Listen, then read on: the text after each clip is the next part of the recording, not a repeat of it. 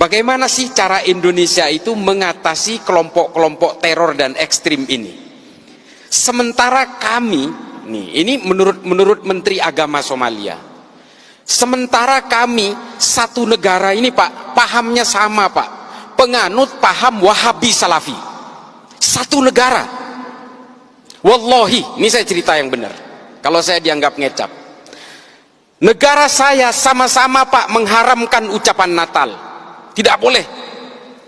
Negara saya sama-sama mengharamkan musik, ini di negara saya, pahamnya sama.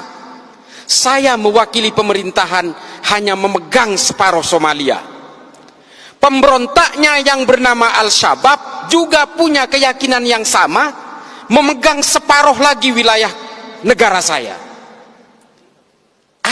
Di mana? Kok mereka itu nggak pernah berhenti bertikai?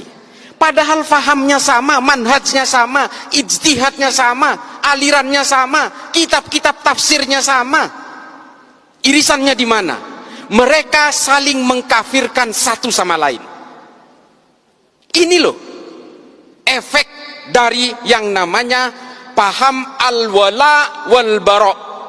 Siapa pencetusnya? Ibnu Taimiyah. Bantah saya.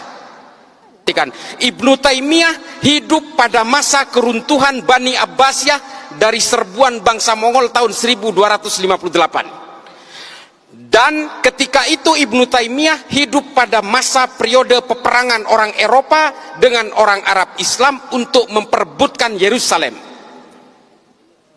Ini kuncinya. Makanya kalau kita baca semua kitab-kitab Ibnu Taimiyah itu betul-betul selalu menggugah keterpurukan politik Islam pada masanya. Makanya kalau di TV saya sering bilang gini adik-adik, kita ini semua bukan penganut agama sebenarnya.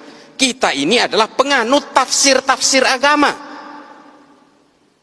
Maka kita kemudian semua berbeda-beda. Sesama agama Islam pun tafsirnya berbeda-beda. Makanya kita ini adalah penganut tafsir-tafsir agama. Kalau kalian tanya saya, Islam ini agamanya apa? Islam. Ada pertanyaan lanjutan, NU apa Muhammadiyah? Sunni apa Syiah? Belum bicara manhaj, belum bicara ijtihad, belum bicara mazhab. Syafi'ikah, Malikikah, Hanafikah, Hambalikah? Ini tafsir-tafsir semua.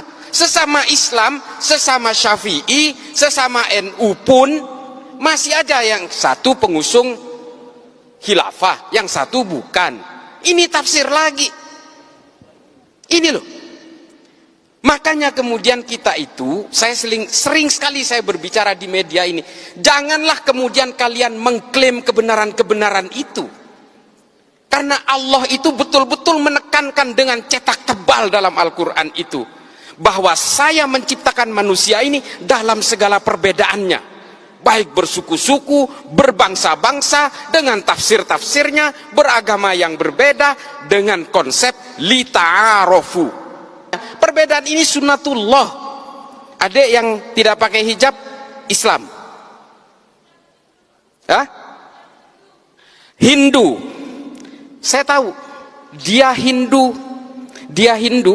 nggak pakai hijab karena dia itu lahir dari orang tua beragama Hindu. Yang di depannya kan pakai hijab karena lahir dari orang tua beragama Islam.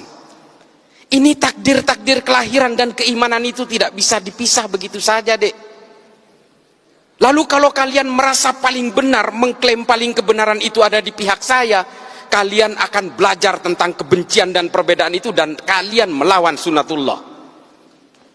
Dan semua klaim-klaim kebenaran, hegemoni kebenaran itu kemudian datang berlipat-lipat, berlapis-lapis dengan kepentingan-kepentingan politik.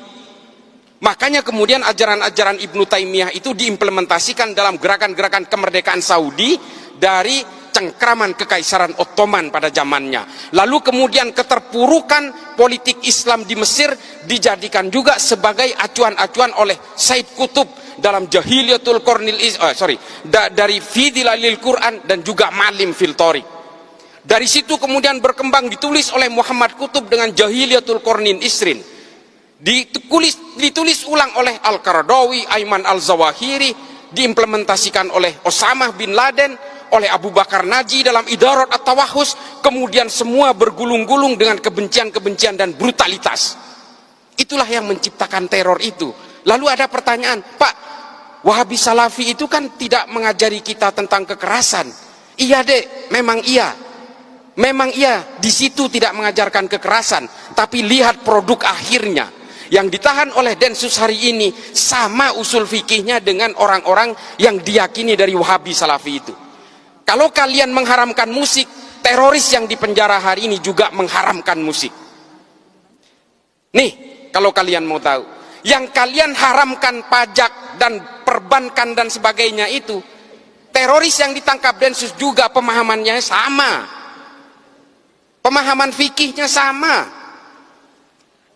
Ini loh, kalau kalian itu sekarang tidak mau menyanyikan lagu Indonesia Raya, hormat bendera dan sebagainya, mengharamkan wayang dan sebagainya, itu loh, teroris yang dipenjara itu juga sama. Ini kisah yang pertama tentang Somalia. Somalia hari ini tidak berhasil menenteramkan rakyatnya karena saling mengkafirkan satu sama lain dengan tafsir-tafsir agama yang sama. Apakah kemudian kita mau menyimplifikasi gerakan-gerakan seperti ini? Ada disclaimer, oh itu kan tergantung orangnya. Yang namanya Al-Shabaab,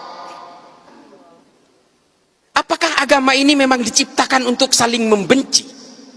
Apakah agama ini memang diciptakan untuk saling mengkafirkan? Fungsi agama adalah menertibkan manusia. Kalau kemudian ada orang yang dengan memeluk agama, memeluk keyakinan agama, tiba-tiba dia tidak merasa tentram, gelisah dengan keimanan orang lain, ingin mengkafir-kafirkan orang lain, bukan salah agamanya, Dek, salah tafsirnya. Jangan karena beragama membenci orang lain, mengkafir-kafirkan orang lain, lalu kemudian orang lain jika berbeda dengan kalian dinerakakan. Setelah kalian merasa sudah tidak punya dosa, lalu sibuk menghitung dosa orang lain. Ini artis hijrah tuh, kelakuannya tuh. Dulu pemain musik setelah merasa hijrah, mengharamkan musik. Teman-temannya yang lagi bermain musik diharam-haramkan, dineraka-nerakakan. Tuh kelakuannya. Setelah dirinya merasa tobat, lalu dia sibuk menghitung dosa orang lain. Ayolah bawa agama Islam ini, termasuk agama-agama lain ini, tolong bawa deh ke dalam arah kedamaian, anti kebencian, anti kekerasan. Itu baru beragama namanya.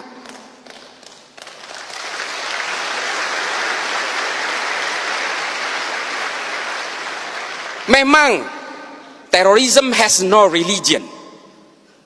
Terorisme tidak ada agamanya. Semua agama punya potensi untuk melahirkan terorisme dan kekerasan. Semua agama, bukan hanya Islam, Dek. Bahwa manusia dan takdir-takdir keimanannya ini selalu berbeda. Kalau saya lahir di Meksiko, saya pastikan 1000% saya Katolik. Saya tidak bisa nantang soal hidayah. Ini benar-benar prerogatifnya Allah. Tapi kalau saya lahir di Argentina, saya Katolik, Dek. Lalu kemudian dengan takdir-takdir kelahiran itu, apakah kita kemudian seolah-olah, oh karena saya Islam, sejak lahir saya Islam, maka saya yang akan paling menghuni surga. Kalau orang yang berbeda dengan saya pasti masuk neraka. Selalu punya niatan-niatan seperti itu. Demikian juga dengan orang yang Kristen, kalau kalian mau percaya. Orang yang Katolik juga begitu kok. Inilah konsep-konsep dasar keyakinan itu. Lalu apakah saya menganggap semua agama benar? Bukan itu konsepnya. Setiap orang yang memeluk agama pasti menganggap keyakinannya paling benar. Persoalannya, apakah dengan menganggap keyakinan saya yang paling benar, apakah saya harus menyalah-nyalahkan keyakinan orang lain?